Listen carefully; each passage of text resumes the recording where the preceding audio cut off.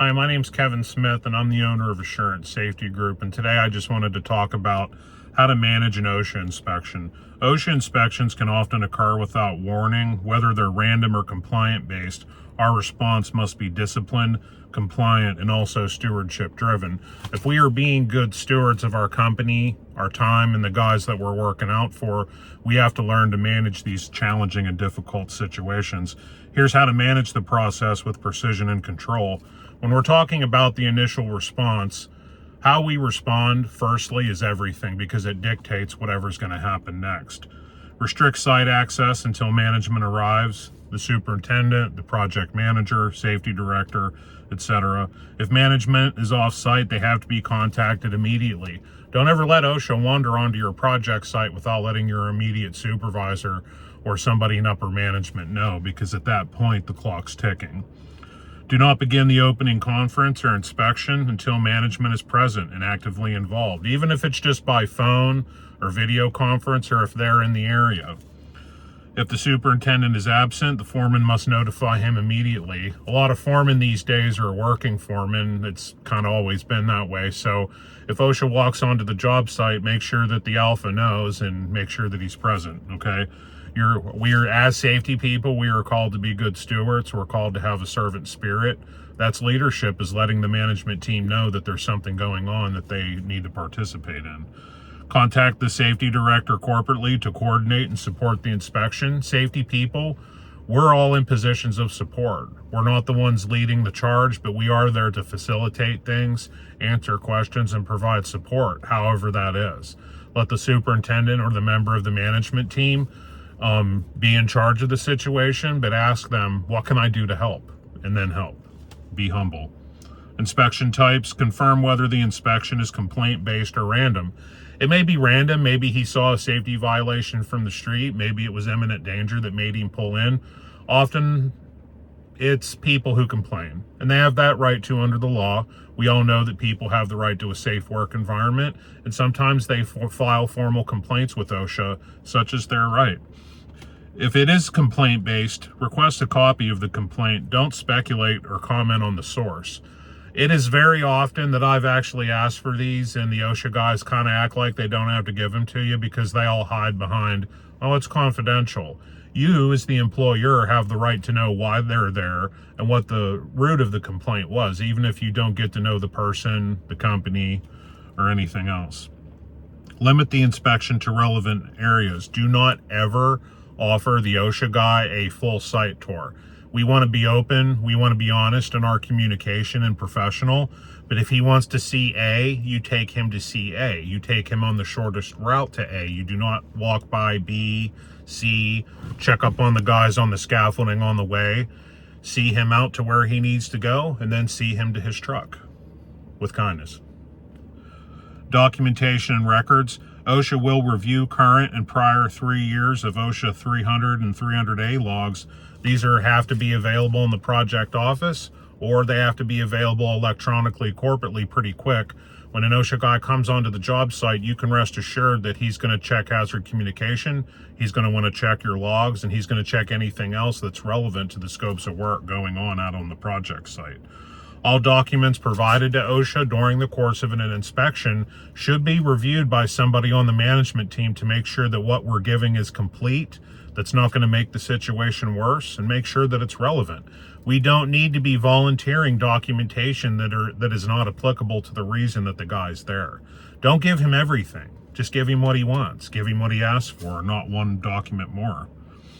Duplicate all the documents. If you give something to an OSHA guy, make sure that you make a copy of it, give him the copy, keep the original, and put it in a separate file. Your boss will love you after the inspection is over.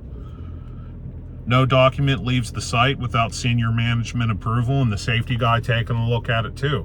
When documents go off the project site, they need to be approved by someone. There has to be a finger on this process, because whenever we're dealing with OSHA out on the job site, we need to remember that often these cases go into legalities. Lawyers get involved, affidavits, witnesses, and I've dealt with plenty of both, and I can tell you that I'd rather be on the field side than the court side, because you wouldn't believe the amount of time that it takes, indirect, overhead costs, Once lawyers get involved, it's a nightmare. But on the front end, when the inspection actually occurs, this is when we get our act together and we do what's right.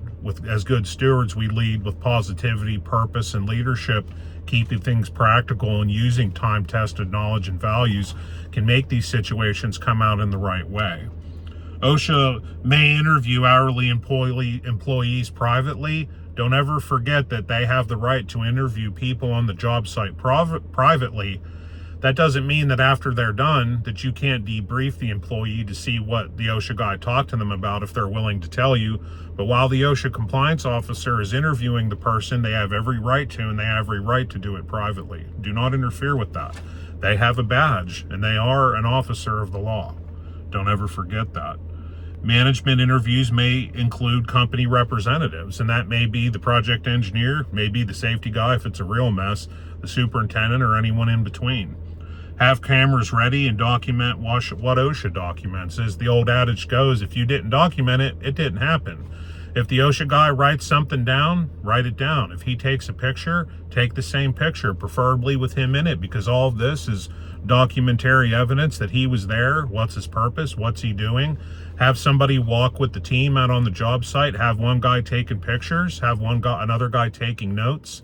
In the opening and closing conference, have somebody taking meeting minutes. Get business cards of everyone who was there. Things like this.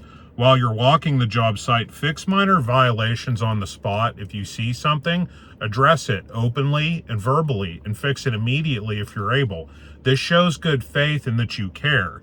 And this may prevent citations, because I can guarantee you one thing: if you're walking with the OSHA guy and you walk by an obvious safety violation and you don't say anything, silence says a lot to a compliance officer. So let's be proactive. Let's have the basic idea that we have nothing to hide and be a good partner. They're people just like you and me who have a job to do.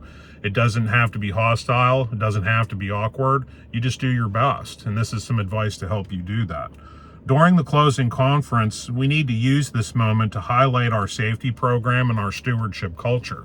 We need to remind OSHA that we take safety seriously, that we're going to take their input, whatever it was, and we're going to fix it if anything was observed.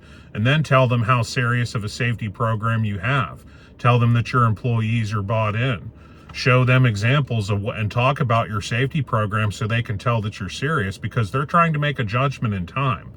The way you present yourself in your safety program in the closing conference, during the walk, and even in the opening conference may have a large amount to do with what they fine you on, or maybe if they fine you at all, because they're looking to make a judgment call based on your conversations, your attitude, and 1,000 other things.